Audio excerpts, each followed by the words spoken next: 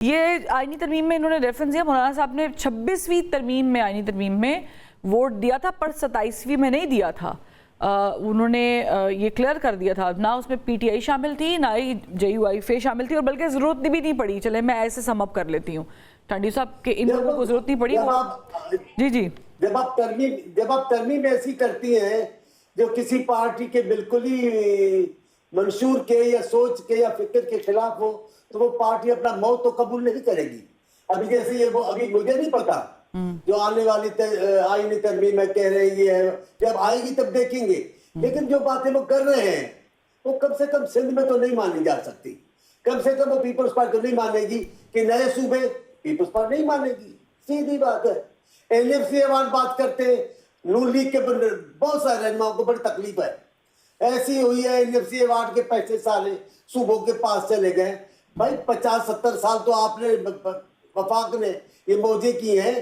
ابھی اگر صوبوں کو مل گئی پیپلز پارٹی کے زمانے میں ایسا کوئی طریقہ کار تو اس میں خرابی کیا ہے؟ سارے لوگوں نے ویلکم کیا، تمام صوبوں نے تعریف کی. میں نے تو خود سنا، بلوچستان کے نمائندوں کو تو میں نے سنا، پختونخوا کے نمائندوں کو میں نے سنا.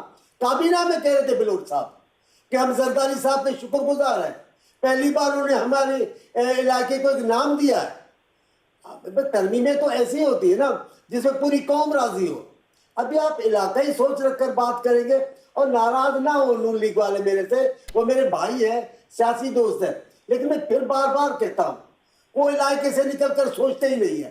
سارا معاملہ ان کا مخصوص علاقے تک ہے. جب بھی کوئی ترقی دکھائیں گے لاہور کی دکھائیں گے. کیوں بھائی دوسرا پنجاب نہیں ہے؟ بھائی سندھ میں بابا سندھ آپ نے دیکھا ہی نہیں ہے. لیکن وہ کہتے ہیں کہ جہاں پنجاب کے آپ اب مختلف یونٹس کی بات کرتے ہیں وہاں پر اس کی طرف بھی آئے ہیں، وہاں پر بھی ضرورت ہے.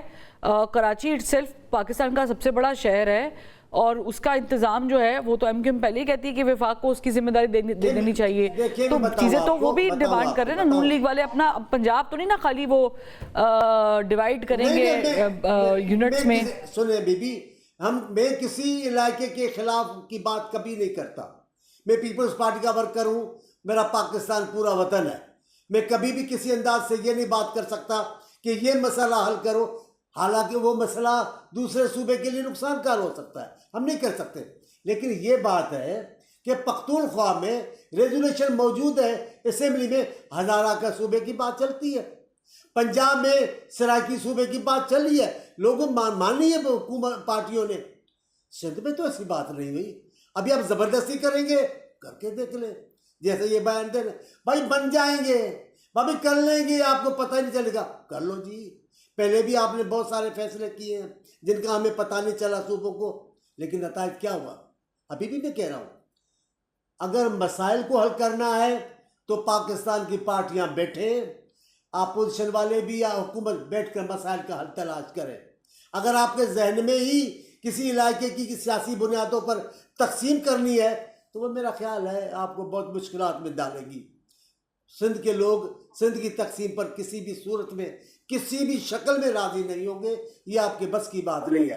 اور اگر یہ ناگزیر ہو جائے تو پھر پیپلز پارٹی کیا سکتی ہے کہ پھر وہ دیکھیں ناگزیر کچھ نہیں ہوتا ہے. یہ سب لوگ اگر ساری پارٹیاں بیٹھیں گی اور اعتماد کے ساتھ خوش اسلوبی کے ساتھ پاکستان کے مسائل پہ بات کریں گے تو کون سی پارٹی ہے جو مسائل کو اعتراف بھی کرے گی اور مسائل کے حل سے بھاگ جائے گی؟ ایسا نہیں ہے. جو حل نظر آئے گا متفقہ، قابل قبول، قابل عمل، وہ تو سب مانیں گے، ہم بھی مانیں گے، کیوں نہیں مانیں گے. لیکن جس انداز سے آپ کر رہے ہو باتیں ایسے تو نہیں چلے گا نا.